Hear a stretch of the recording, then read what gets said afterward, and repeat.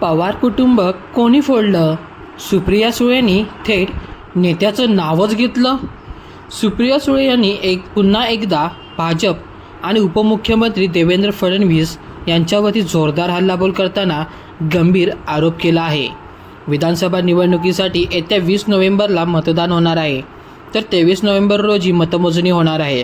दरम्यान राज्यात सध्या निर्माण झालेल्या राजकीय परिस्थितीमुळे महाराष्ट्रात कोणतं सरकार येणार, पुन्हा महायुती सत्तेत येणार की महाविकास आघाडी सत्ता स्थापन करणार, याबाबत उत्सुकता शिगेला पोहोचलेली आहे. महाराष्ट्रात असे काही विधानसभा मतदारसंघ आहेत ज्या मतदारसंघातील लढतीकडे अवघ्या राज्याचं लक्ष लागलं आहे. त्यामध्ये बारामती विधानसभा मतदारसंघाचा समावेश आहे. लोकसभेनंतर पुन्हा एकदा विधानसभा निवडणुकीत पवार कुटुंबातीलच 2 सदस्य निवडणुकीच्या रिंगणात उतरले आहेत. पवार काका पुतण्यामध्ये ही लढत आहे. राष्ट्रवादी अजित पवार गटाकडून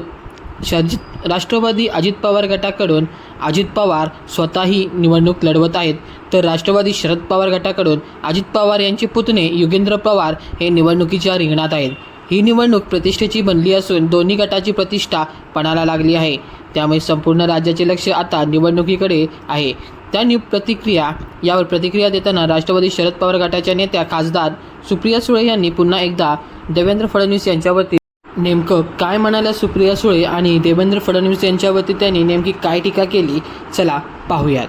80 वर्षाचे वडील लढत आहेत. माझे 80 वर्षाचे वडील लढत आहेत. त्यांची साथ सोडायची नाही असं ठरवलं आहे. त्यांची मी साथ सोडणार नाही असंही मी ठरवलं आहे. आजीने रडायला नाही लढायला शिकवलं आहे. अशा काकींनी लहान असताना खूप लाड केले. पवार साहेबांना ताकद बारामतीने दिली आहे. योगेंद्र यांनी लोकसभेला जास्त मेहनत घेतली आहे. घरात लढाई नको होती. पक्ष फुटला त्याला सुप्रिया सुळे कारणीभूत असे देवेंद्र फडणवीस म्हणतात. पण देवेंद्र फडणवीसांनीच आमचं घर फोडलं असा आरोप यावेळी सुप्रिया सुळे यांनी केला आहे.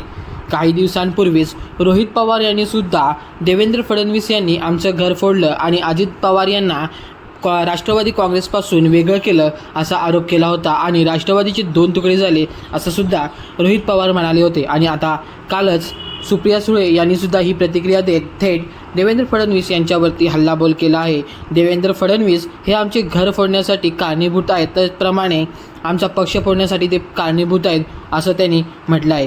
पुढे बोलताना त्या म्हणाल्या की माझ्या बहिणीच्या घरी ईडी लावली, त्यांना खूप त्रास दिला. बारामतीचे आजचं जे चित्र आहे त्याला फक्त आणि फक्त भाजपच जबाबदार आहे. भाजपमुळेच आमचं हे कुटुंब फुटलेलं आहे. आत्या म्हणून एक अट आहे, बारामतीत महिला सुरक्षित राहिल्या पाहिजेत. महिला गँग बंद झाली पाहिजे. मलिता गँग बंद झाली पाहिजे. बारामतीचे पैसे बारामतीमध्येच राहिले पाहिजेत असा टोलाही यावेळी सुप्रिया सुळे यांनी लगावला आहे.